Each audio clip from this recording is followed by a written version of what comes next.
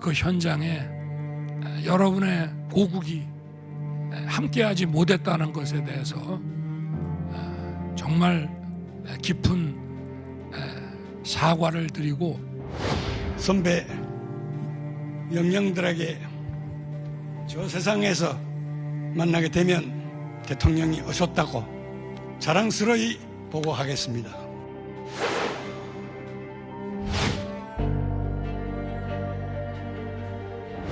평화로운 미래를 준비하기 위한 우리 총리님의 용기 있는 행동이 기억될 것입니다.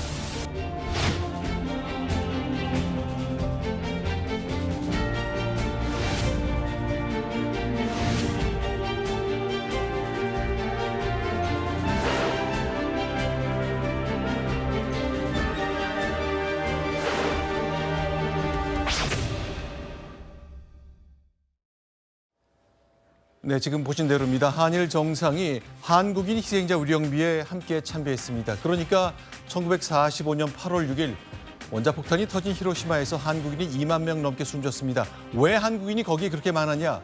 강제징용도 있고 일제 강점하고 직접 관련됐기 때문에 다양한 이슈들이 여기서 생겼기 때문이죠. 자, 오늘 있었던 참배 모습 오전 7시 30분 언저리인데요. 그 장면 먼저 보시는 것으로 시작하겠습니다. 자, 김영남 의원 나오셨는데 기시다 총리가 먼저 도착해서 윤 대통령을 기다리는 장면이죠? 예, 그렇습니다. 기시다 총리가 먼저 도착을 했고요. 그래서 약 3분 후에 윤석열 대통령 부부가 도착을 해서 기다리고 있던 기시다 총리 부부와 함께 한일 원폭 피해자 위령비에 참배를 하게 되는 상황이 지금 화면에 나오고 있습니다. 네, 윤석열 대통령 부부가 지금 차에서 내리는 모습이고요. 자, 먼저 이제 호스트 국가의 정상이 먼저 와서 기다렸던 것이고, 윤 대통령 도착 후에 지금 보시는 것처럼 이 기념비 앞에 양국 정상이 섰습니다. 한국 대통령으로는 처음인 거죠? 한국 대통령으로서도 처음 이제 참배를 한 것이고요. 더군다나 한일 양국의 정상이 공동으로 참배를 한 것도 이번이 처음이죠. 역사적으로 오늘 참 뜻깊은 참배가 아니었나 싶습니다.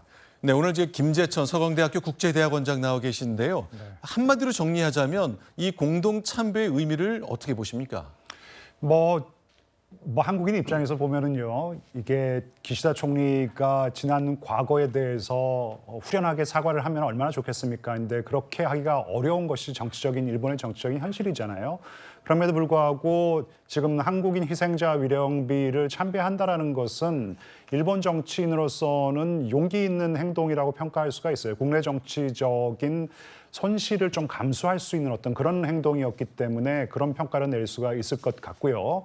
실질적으로 말로는 사죄를 하지 않았더라고 하더라도 사실 히로시마 원폭 피해자, 한국인 원폭 피해자 같은 경우에는 강제 동원돼서 와 계셨던 분들이 많았고 그런 분들이 피해를 본 것이기 때문에 한국인 위령비에 희생자 위령비에 참배를 한다라는 것은 어떻게 보면은 행동으로서 사과를 했다라는 이런 식으로 좀 해석을 할 수가 있을 것 같아서 네. 저는 진일보한 행동으로서 보여준 사과다. 그래서 평가해야 될 부분이 있다고 생각합니다. 지금 화면을 보시면은 양국 정상은 말 없이 10초간 허리를 굽혀 위령비 앞에 참배를 했습니다.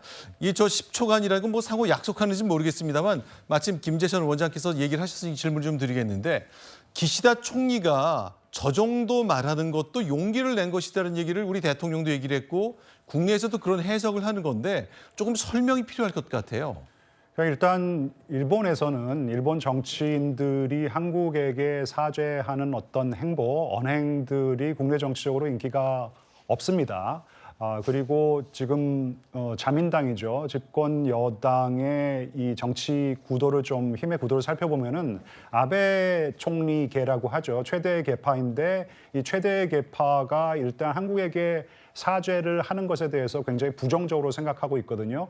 기시다 총리는 지금 4대 계파의 수장이라고 하는데 개인적으로는 조금 더 전향적으로 사죄를 하고 싶은 마음이 있다고 하더라도 네. 국내 정치적인 제약 요건이 있다는 것이에요. 그럼에도 불구하고 이런 행보를 이어간다라는 것은 나름대로 용기 있는 행동이라고 볼 수가 있는 것이고 윤 대통령이 용기 있는 행동이라고 얘기했던 것은 어느 정도 동병상련인 부분이 있는 것이죠. 윤 대통령 또한 국내 정치적으로 상당한 손실을 감수한 어떤 그런 전향적인 조처를 3월 초에 발표를 한 것 아닙니까? 그래서 어떻게 보면 동병상련적인 입장에서 기시다 총리의 이 한국인 희생자 위령비 참배를 평가했다고 볼 수가 있습니다. 네. 네, 저는 대통령께서 직접 가셔서 피해자들 어루만지셨다는 것에 대해서는 좀 높은 평가를 하고요. 네.